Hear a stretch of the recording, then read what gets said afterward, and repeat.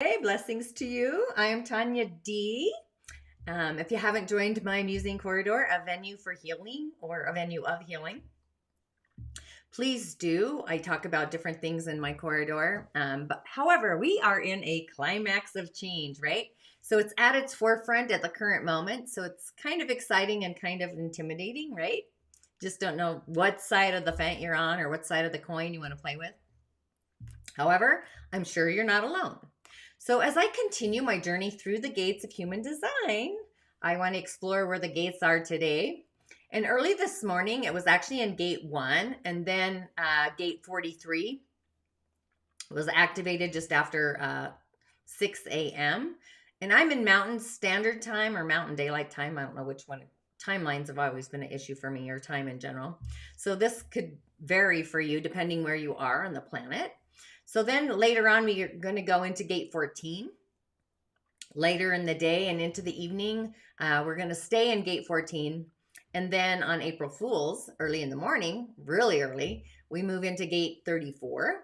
But I want to explore gate 1. It's the channel and creates the circuitry.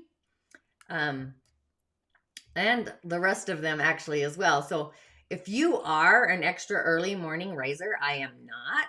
You can see where you might feel this. And I'm just following the lunar moon through all of the gates. That's what I'm following as a reflector. So I get to follow the moon through the gate, the lunar cycle of the moon.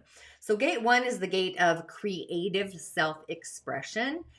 It's where our creativity kind of aligns with the ever expanding galactic universe. So for me, this makes me feel like the other world opens up in our dream space, because mostly it's the early morning, right? So maybe we come into some insights or have some intuitive dreams coming in. It's part of a channel of being a creative role model. It's connecting to gate 8. So if you have that in your human design chart, I don't, so it's a hanging gate for me. So it's the circuit of individual and knowingness. So it's the center of our self, or also the ego self, which is actually curious because we are in the season of Aries, which is our ego. It's our character, our behavior, how we're seen. It's our rising sign. So we open up to expand creatively, this creative energy, this expression and within and through, just beyond our everyday mundane expressions of daily reality, and also into the realms of the extraordinary or the extraordinary.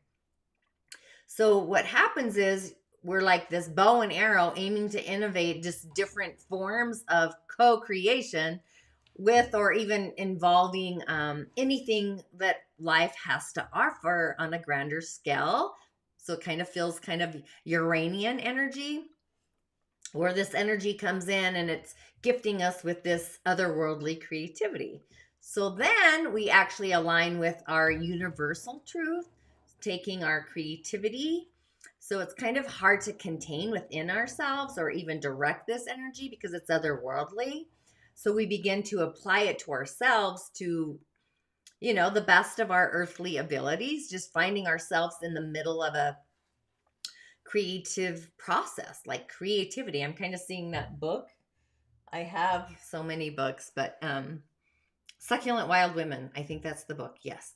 So when that happens, this creative process, that's when our flow of our own innate personal creativity kind of brings us into contact with our own personal existence. So it's this feeling of this magnetic creativity, more magnetic than electric. So it's more feminine. Plus, we're following the moon, right?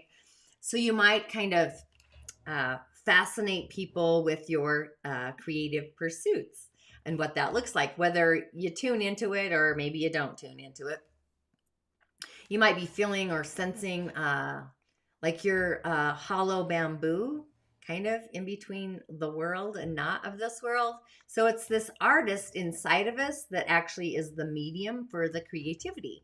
So what does that even mean, or what does that look like? So this creativity is where our existence plays our inner song, our inner soul's harmonic. So it's kind of a fun gate to play in. It's our own resource, and the artist aspect would be the medium where it plays out. So it's where you get like an intuitive hit, and say you are a musician, you play your instrument or fine tune the instrument. So hopefully you were doing some inner meditation this morning to detach from the control aspects, the labeling, and free up that expression and creativity. It's kind of mercurial. One side of the brain brings in the creative energy, the other side brings in the logical. So it's like intuition, energy, matter kind of feels that way as well. But mind you, I'm talking about the lunar gate. So it kind of feels like the dream world kind of wakes us up to our own inner creativity, to manifest it in the physical reality that the world is, right? Earth school. And then we move into gate 43, which is a gate or a channel of structuring. So it creates a channel also with gate 23. So this is, again, a circuit of individual knowing. It's the center of our mind. So it's kind of curious how we go from the mind into the mind, or our third eye, from our ego. So we have this breakthrough kind of insight, receiving just different perceptions and reforming or reestablishing old ways or cleansing them out, getting new habits. Sounds like a gate of change in our old to create the new, just being more vigilant and not rushing in blindly with new insights or old insights, creating a clear, clutter-free mind to access clarity in our outcomes, which also feels, for me, in the Dagara cosmology, we're in a year of peace and reconciliation where we find our inner peace. One of my go-tos is peace, joy, and happiness. One of the virtues I always go to. So just clearing our mind and getting clarity on our outcomes and just staying true to our inner beingness, actively engaging and avoiding anybody who might kind of complicate or bring struggle to our life. So when we align with our insights, intuition, we resist criticism in achieving our purpose, our goal story, or, that's what it is. It's our goal story. It's our prime directive. We don't have resistance there. So for me, it feels like you might become kind of unsure of the soundness of your insights when you're kind of challenged by other people. So, if you're not able to hear advice that is sage, you remain kind of indecisive in your beingness. So it's hard to surrender to life and the circumstances when your mind is actually craving change on an empathetic level, empathy, like our feelings. And there's different styles of empathy. If you haven't taken my quiz, there's mental empathy, there's emotional empathy, there's physical empathy. There's not just one standard language of empathy. So you kind of have to play in the field of what kind of empath you are and kind of know where those struggles come from. I don't know why I went on that tangent, but I like the feeling of it. And then later, gate 43, it's actually in the sign of Scorpio in the graph, which I don't have to show, but I noticed that. So just kind of sensing, for me at least, knowing the conditions or where kind of our personal insights kind of work out and play in the field, and just being careful and being objective. It kind of creates those insights that kind of get us on the pathway towards just transformation that lasts. It's the inner earth kind of, or the inner ear. It's deafness versus noise. A lot of people their ears are ringing right now. So we have intuitive energy coming in. We have both psychic and intuitive energy coming in. So they're virtual forces, right? Or unvirtual, I guess. And then it's just kind of getting this insight and maybe an epiphany. So just kind of see how that plays out in your day today. I'm kind of excited to muse on forward. And then later in the evening, we actually move to the last gate of the day. It's gate 14. It's about prosperity. It's the harvest. It feels kind of Virgo energy for me, even though we're in this polarity between Scorpio and Taurus. So it connects to gate 2, and it creates this channel of an alchemist. So in the circuitry, it's the individual knowing again. We're still in the area of Scorpio, of course, opposing Taurus. And I'm sensing kind of Scorpios and Taurus people, if you have those in your charts, they're activated. And we all have these in our charts, but it's this, they're probably going to be feeling this one a little more. But in this gate, it's we get more of a lack of learningness, where we get in our embodies and kind of, I want to say our genius again, where you get in, the situation becomes easier. So it involves resources, property, wealth, even affluence. That's the Taurus aspects of this gate.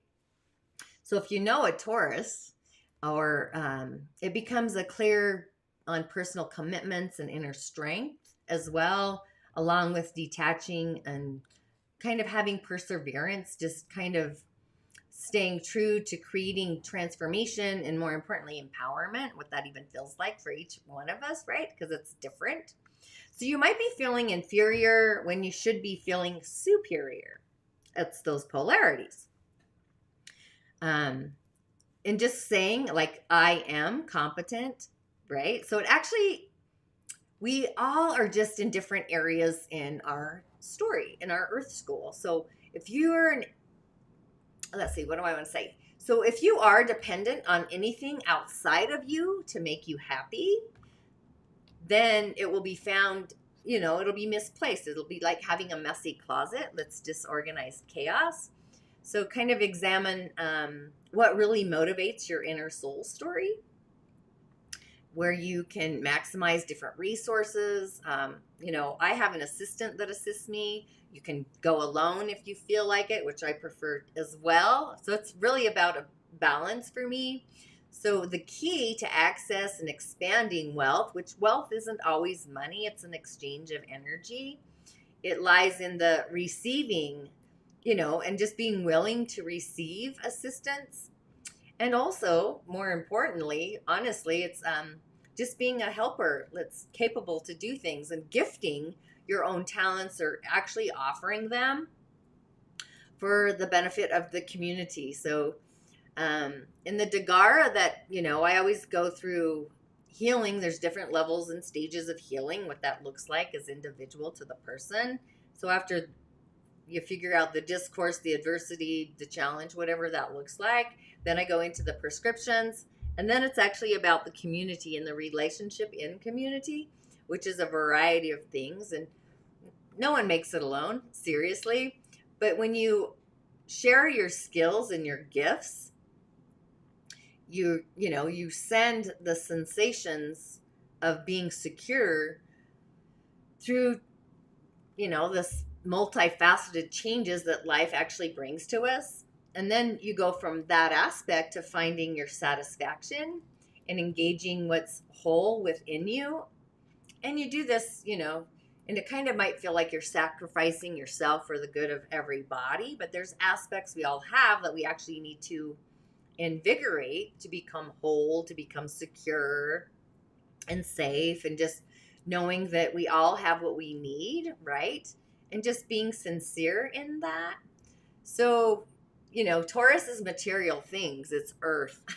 So just taking what we need materially with knack and relating to skills of other people, just knowing, it kind of feels who do you call Ghostbuster, right? So at the end of the day, we go through this phase and then we finish with our worth, being worthy, which a lot of people have self-worth issues, which again is another polarity between that Taurus and Scorpio axis. So we finish the day with being more generous and, more importantly, grateful, actually, when it comes to wealth. So those are the opposing forces. And also, you have Scorpio and you have Taurus, which are the polarities of knowing you're safe and protected, and also you have enough, which is worth and Taurus energy's value. So we have existence on the material, and also having a spiritual access or approach that will open up the door, the gateway, to give us access to be more responsible, or actually understanding different responsibilities associated with carrying wealth. So this kind of feels like winning the lottery and not being familiar with the kind of wealth that is. Because if you haven't had it, that's why people who win the lottery end up broke again, because they don't understand the power of the wealth. Just put it aside. Then after midnight, we actually move into gate 34, which hopefully I will be asleep, but I highly doubt it because I'm kind of random this timeline. It's also the sacral center. And I'm not sure that I said what gate 14, but it's also the sacral as our emotional center. It's connected very closely to what they call our stomach brain, or the gut brain in the stomach, the gut, right? So it's the seat of our emotions, and it's also the center that operates differently in men and women. It goes through a phase of being stuck. It reaches a new level, and then it starts this entire process of being stuck all over again, and then it accesses a new level, and it keeps doing this, etc., on and on. And if it's not handled properly, again, it goes to winning the lottery. You might feel kind of some inner frustration because you're always feeling stuck. Like, my dad's a mechanic, a master mechanic. So for me, it's like gears in a car that are grinding when you're trying to shift, if you even know how to drive a stick shift. But then also the transmission drops. Maybe you lose some fluids or whatever chaos is going on. So I guess I sense that we just need to get more in touch with our feelings anyway, which I say that a lot. If you've listened to any of my other shows, I'm always talking about the heart, the feelings, and what you protect. So it's the Holy Grail, and it comes in through our feelings. It's the 3 in the Trinity, what you set boundaries around, your safety, your security, giving it time, giving it space, patience. So what does your heart say, and what do you feel about it? You know what you feel, but most of us put our feelings in a hanging gate arena, not having a heart-to-heart with what we truly feel. It's a heart-to-feeling conversation, just coursing through life in the river of denial. Anyways, just exploring the gates, and that's where we are today, or at least I am, because I'm flowing with the gates of the lunar in human design. If you haven't subscribed to my channel in the Musing Corridor, please do. I'm actually going to be doing a live show on Facebook on Sundays where we muse about different questions.